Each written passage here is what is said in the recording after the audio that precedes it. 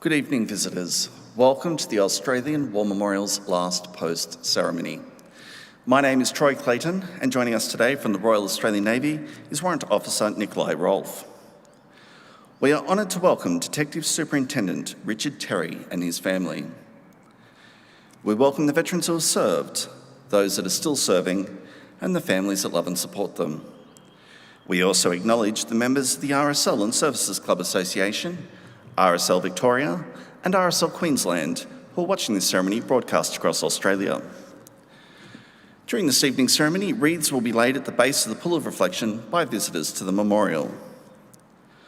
Australia's Federation Guard is the tri-service ceremonial unit of the Australian Defence Force. They provide a ceremonial presence at civil and military events and during visits to Australia by foreign dignitaries. The Guard will now dismount the catapult party from the tomb of the unknown Australian soldier.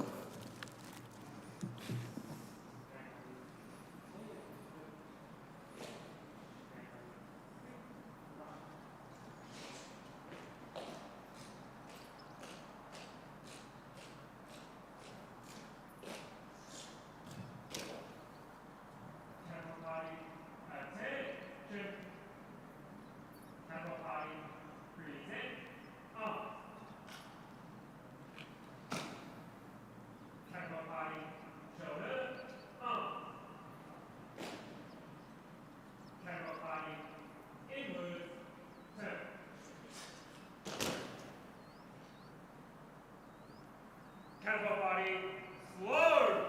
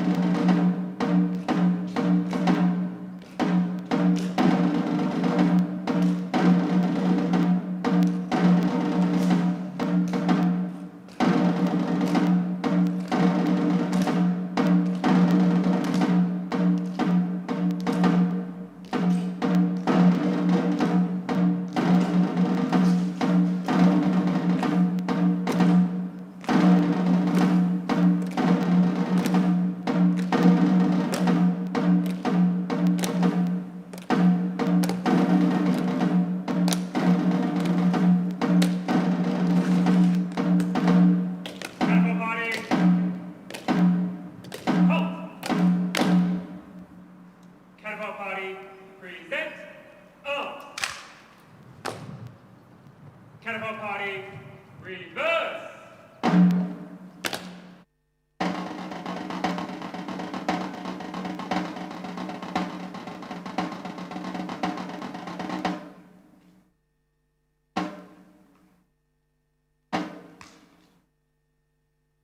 Catapult party, rest on.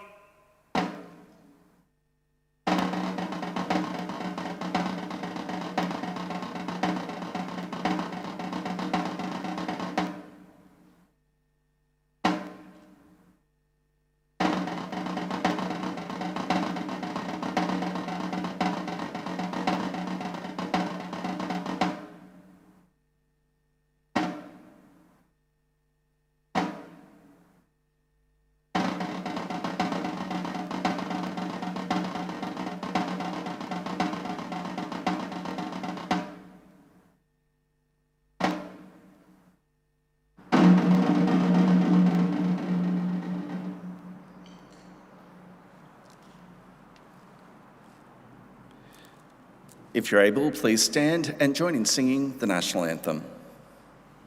Catapult party, attention. Catapult party, present, arms.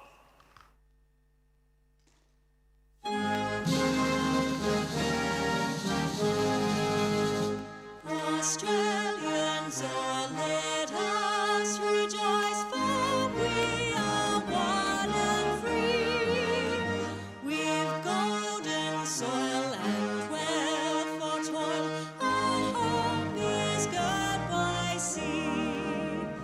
Our land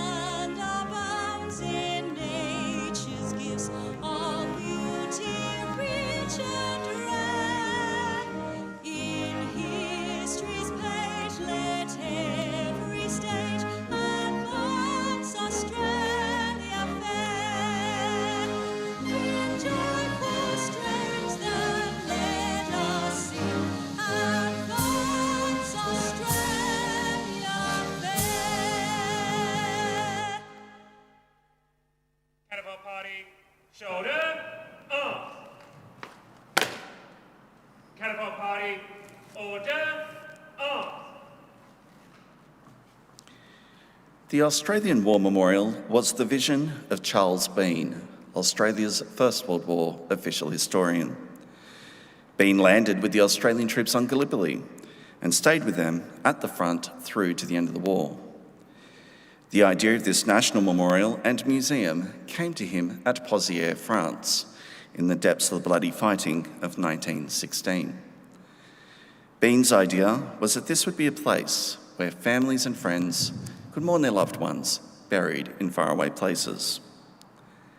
It would also be a place that could help all Australians understand what these men and women had endured and what they had done for us.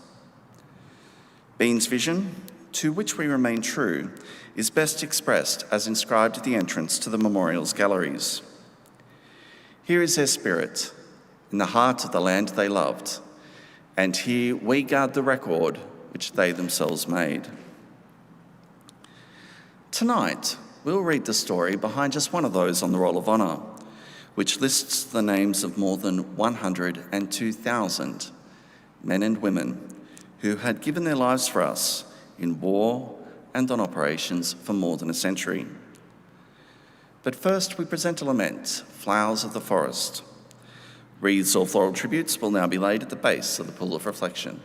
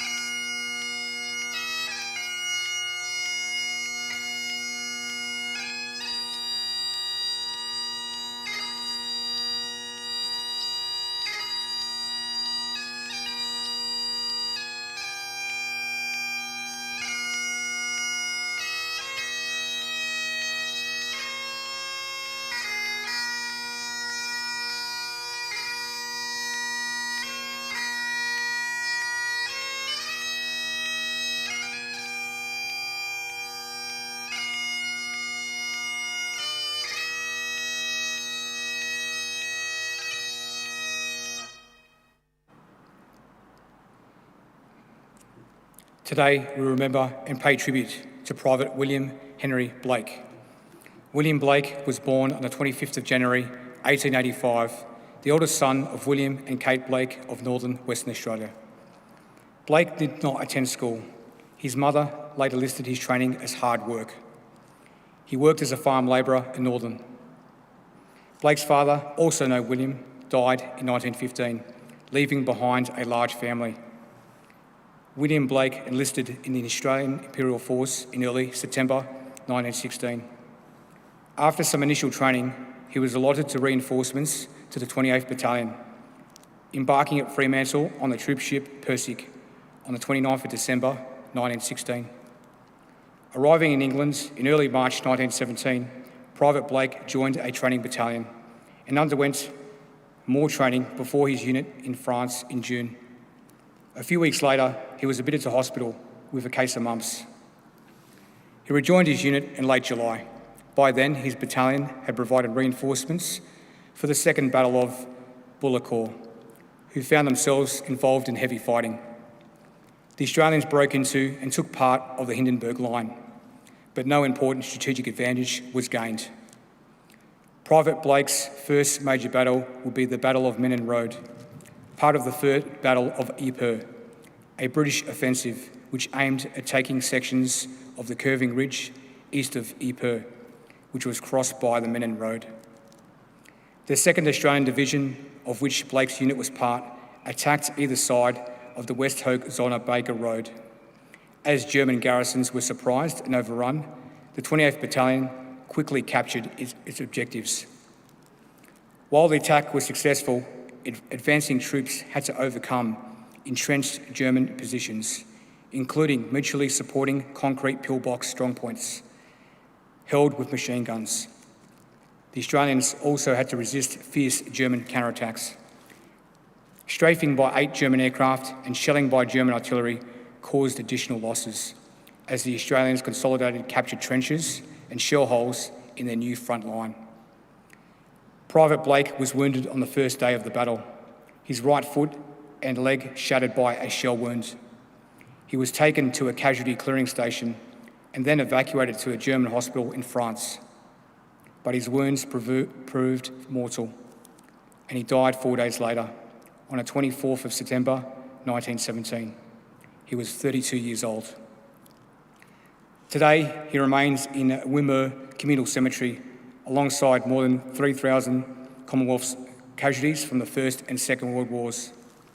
His name is listed on the Roll of Honour on my right, almost among 62,000 Australians who died while serving in the First World War.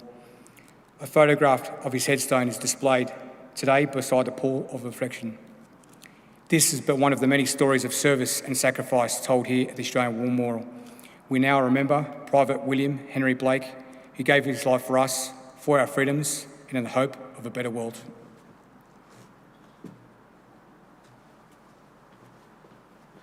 Catapult party, shoulder, arm. Please stand for the reading of the ode and the sounding of the last post.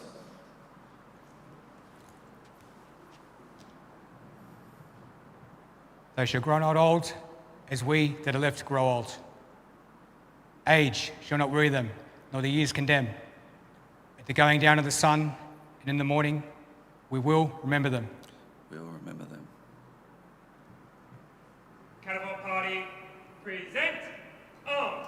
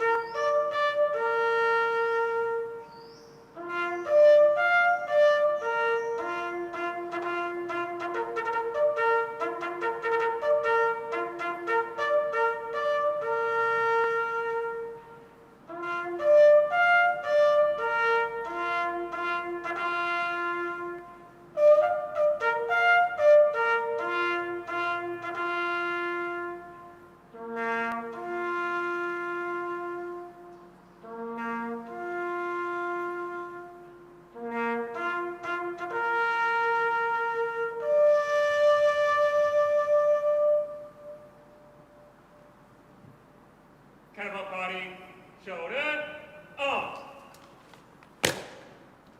Lest we forget. Lest we forget.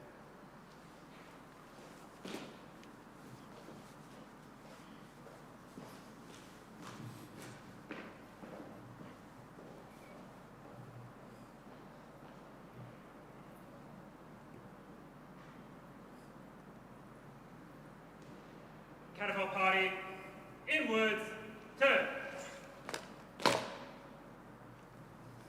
Catapult party, quick, march.